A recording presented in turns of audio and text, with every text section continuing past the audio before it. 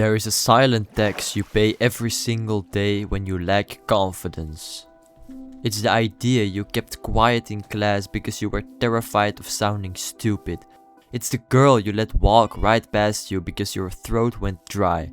It's the constant exhausting habit of replaying conversations in your head at 2 AM, wishing you had just said what you actually meant. And whenever you see a guy who doesn't deal with any of that, you tell yourself a very convenient story. You tell yourself he was just born that way. You tell yourself he got lucky with high baseline test, an outgoing family, or genetic charisma that you simply missed out on.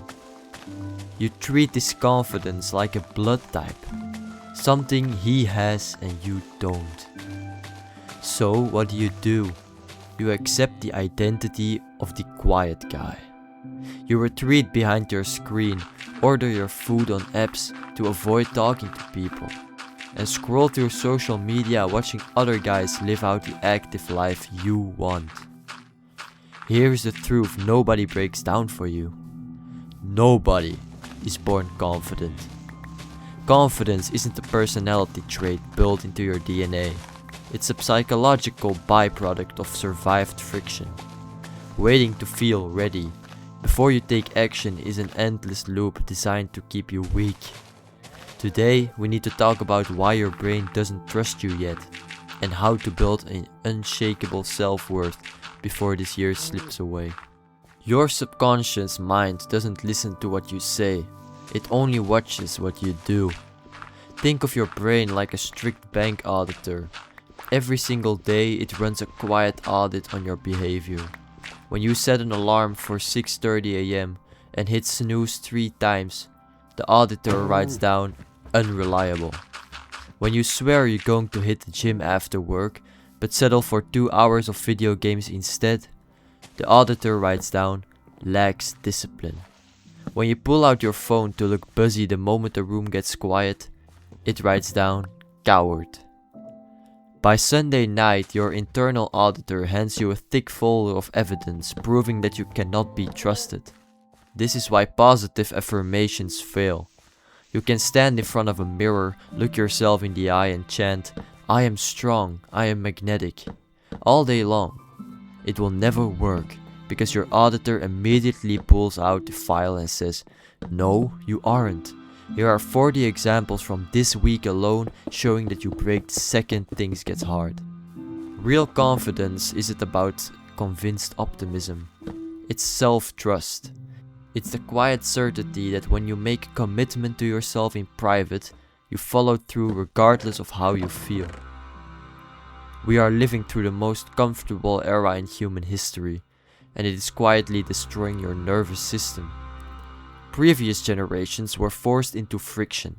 They had to talk to strangers, ask for directions, navigate public spaces without a GPS, and deal with immediate real-world rejection. Today, tech companies have spent billions building a world where you have to face a single uncomfortable second. You don't need to negotiate, you use self-checkout. You don't need to approach anyone, you swipe on a screen.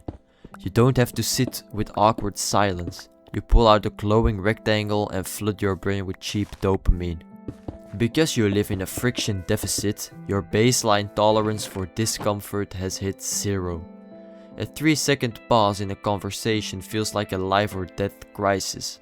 A passing glance from a stranger feels like a threat. If you want to fix this, you have to voluntarily reintroduce friction into your day.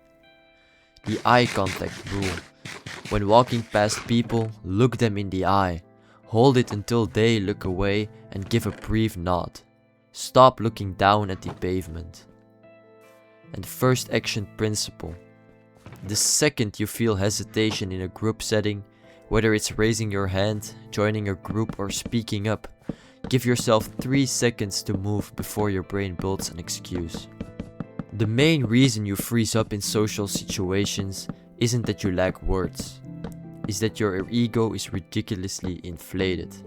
You care so much about protecting your self-image that you would rather do nothing and stay safe than risk looking clumsy for 10 seconds.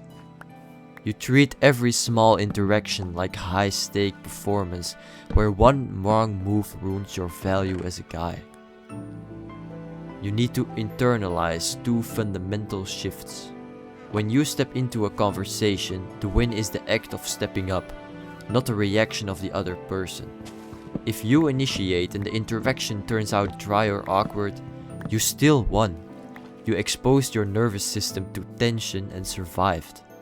Nobody is thinking about you. Everyone is trapped inside their own heads, worrying about their own outfits, their own skin, and their own social failures. The embarrassing moment you replay for 3 weeks was forgotten by everyone else in 3 minutes. When you realize that nobody is keeping score, the pressure vanishes.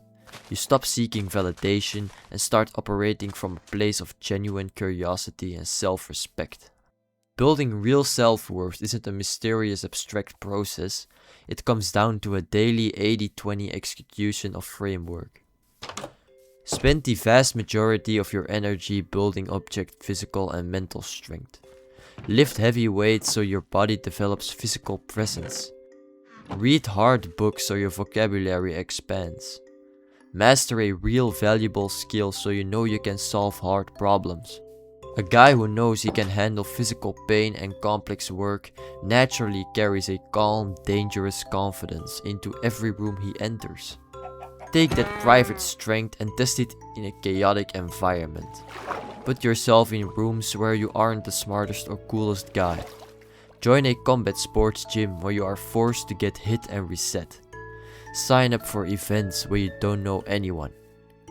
Confidence isn't something you search for.